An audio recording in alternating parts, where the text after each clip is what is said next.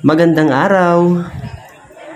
Ngayong araw ang Parents Orientation dito sa aming paaralan at kung inyong makikita, ayan, nakahanay ng maayos ang mga magulang at nagkakaroon ng attendance kung saan bawat grade level ay may designated na pwesto. Grade 7 hanggang grade 10. At ito nga pala ay sa junior high school pa lamang sapagkat ang senior high school ay mamaya pang hapon.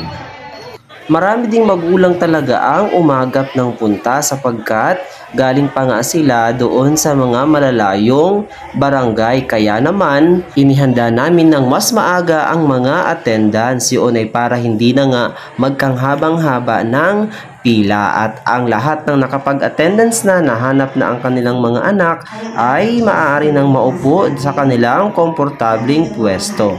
At ayan na nga, sinimulan na nga ang programa, ang orientation sa pamamagitan ng isang panalangin na pinangunahan ni Ma'am Fuentes Pina. Nasinundan naman ang opening remarks ng aming head teacher 1, Sir Abrigo, at sunod-sunod na hanggang sa tawagin na nga ang mga guro.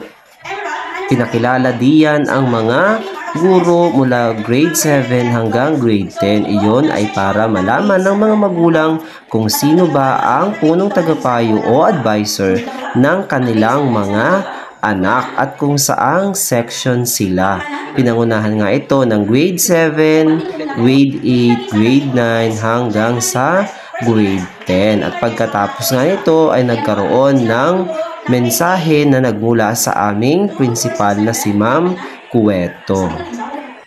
Siya nga pala kaya nagkaroon ng parents orientation ngayon ay upang i-discuss sa kanila ang nilalaman ng students handbook para sila ay may alam kung ang kanilang mga anak ay nakagawa ba ng kasalanan, ano ba ang paglabag o ano ba ang kaparusahan sa nagawang paglabag ng mga estudyante.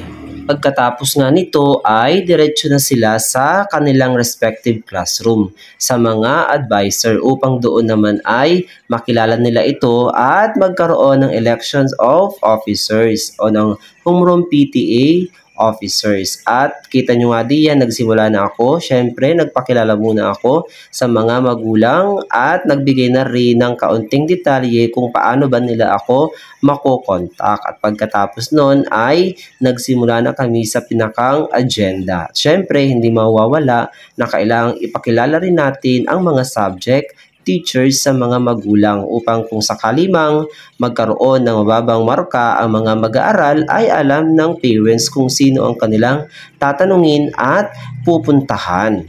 Kaya naman napakahalaga talaga na kapag ganitong mga pagtitipon ay dapat ang mga magulang ay uma-attend sapagkat para sila ay updated sa mga ganap sa paaralan. At syempre, sinabi ko rin sa kanila ang kanilang o ang class schedule ng kanilang mga anak. At pagkatapos nga nito, nagkaroon na rin kami ng election of officers. Sa ganitong mga klaseng orientation nga o mga pagpupulong or meeting, hindi naman na talaga nangyayari ang election. Ang nagagawa na lamang ay ina-appoint na lamang kung sino yung kanilang pinakang kakilala at wala nang nangyayaring election. Pagkatapos ng election of officers ay nagkaroon din ng pag-uusap kung magkakaroon ba ng homeroom PTA project at nagkasundo naman sila na magkaroon ng homeroom PTA project at ngayong taon ang napagkasunduan ng mga magulang ay ang water dispenser. At syempre huwag kalilimutan na mag-attendance kapag ganitong klaseng mga meeting para mayroon tayong attendance. At syempre para na rin sa MOVs, alam na mga teacher yan. Yun lamang ang naging ganap sa paaralan ngayong araw.